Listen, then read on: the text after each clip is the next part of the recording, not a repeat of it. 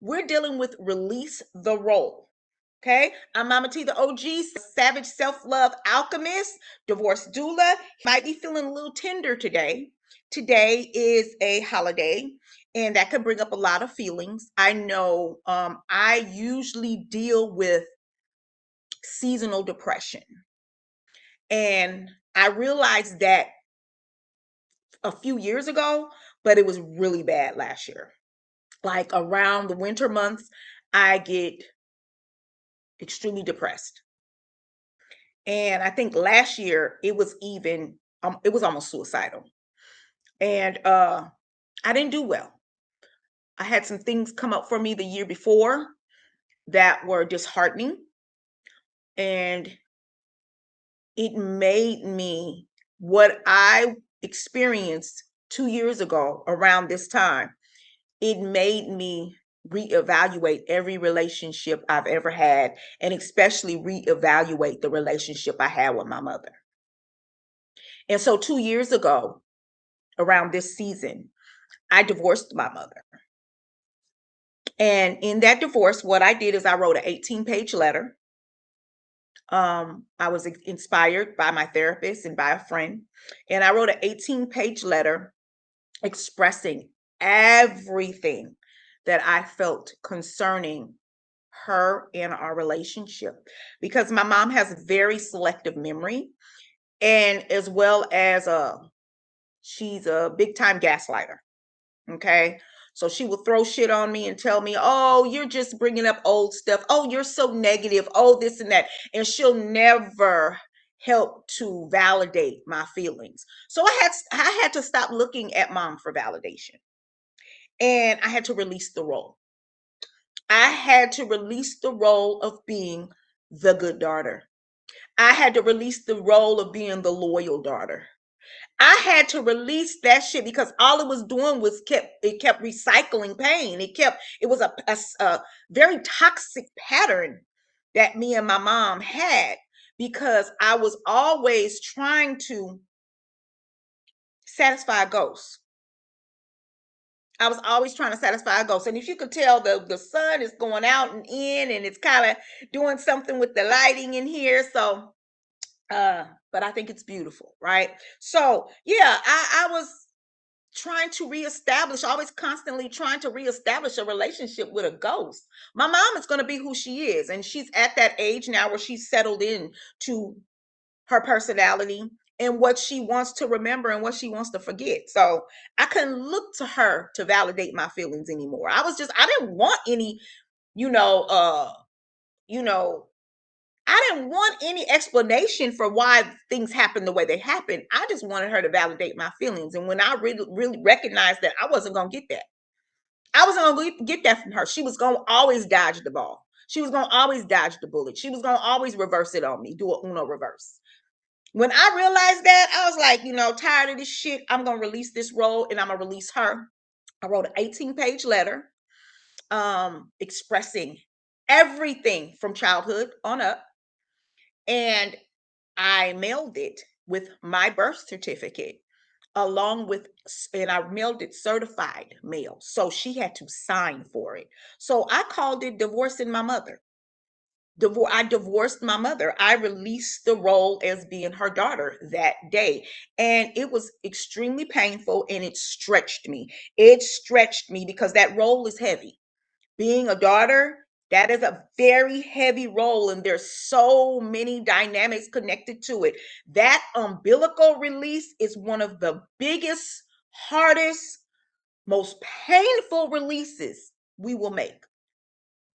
Okay? Something about that umbilical cord, honey. Something about that connection, right? So I had to give myself some reflective prompts, and I'm going to give you some reflective prompts. Because the prompts are: when did I first learn I had to play this role? What did this role protect me from? What has it cost me to keep playing it? Who am I afraid of?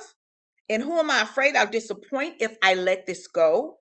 And what might open up for me if I release it? And that's the thing. Once I released it, a lot of other feelings opened up for me. But I was ready to do the work.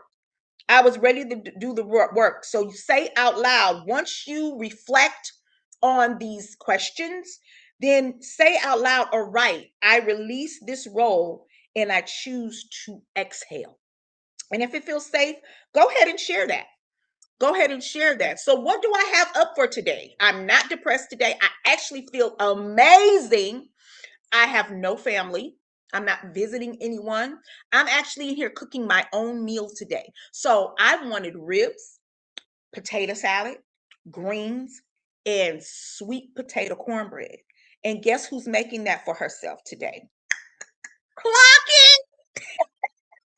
I am creating my own Christmas meal, and I am going to sit in my beautiful space and I am going to eat my meal and watch me a great movie. Okay. Later on today, I'm supposed to be joining some friends possibly, and we're supposed to be going to the main event, and that's like a place where they have games and bowling and all that. They have like a Christmas special today, so I may go enjoy some time with them. But let me tell you some things that I did to combat my seasonal depression. Around August, I knew that the fall months in the winter months were going to be coming. And I know that I experienced seasonal depression. So what I did, I started to take vitamin D2 K3, or is it D3 K2? D3 K2. And I started taking the tincture. And I started doing that daily before the fall and winter months came. Because the fall season, I'm usually pretty good. I love the fall, okay? But it's the winter months, right? And so I started taking that really early to help me um in the area of not being out in the sun as much because I'm a sun girl. And so the fact that the sun has changed. And also during these 3 days when the uh sun is at its lowest, it's interesting because a lot of us that have gifts will start connecting with our intuition really strongly, our psychic abilities, our dreams, even channeling. And also sometimes we're visited by other, worldly beings or ancestors. So take this time to really ground yourself because the veil has lifted around this time. This is the time for rest and restoration. You'll hear a lot of entrepreneurs talking about it's Q4, it's quarter four. We got to go hard in the paint because the new year's coming. No, no, no. In October, if you are in business in October, you should have already mapped out your full year for 2026. And this should be time of rest and restoration where you have planted your seeds already for the harvest of next year. Okay. This is a time where we do self reflection. Okay. This is not a time where you activate and go hard. This is a time when you really do self analysis and ask yourself, what are some things you need to do to become more disciplined, to become more joyful? What are some things you want to change? And to be give yourself grace. Give yourself grace. I don't personally do New Year's resolutions. I don't play that shit. You know what I'm saying? A lot of people it might work for them, New Year's resolution. But what I recognize is most people that do New Year's resolution by the third month, by 90 days, you done fell off.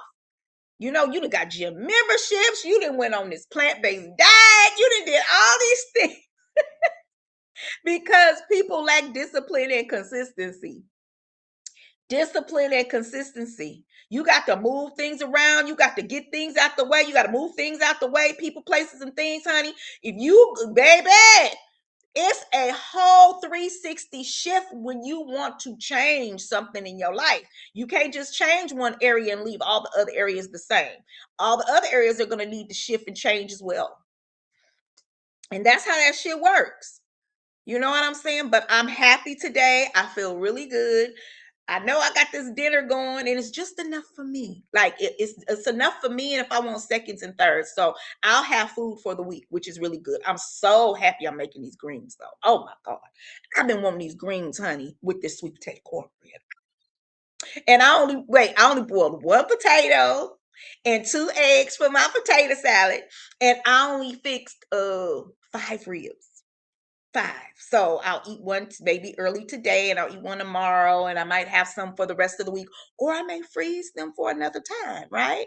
But I made just enough for myself and it felt really good to get in there and just prepare my meal, prepare for me and just yeah, it feels really good. So, for those of you who are missing family, who shared in different, family ceremonial celebrations that you did every year, maybe big mama's gone, maybe mama's gone, maybe grandpa's gone, maybe aunties are gone, sisters gone. There's things that you shared amongst one another, and it's no longer the same.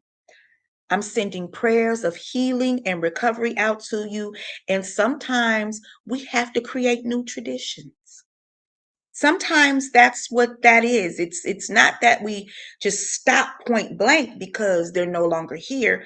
We have to create new traditions. Yeah, and that's okay too because they're still with us. So those of you who are missing people, light a candle. Those of you who definitely honor your ancestors, make sure you give them a plate. Give them a little saucer of everything because you cook some foods that they like because they didn't taught you how to cook some things, right?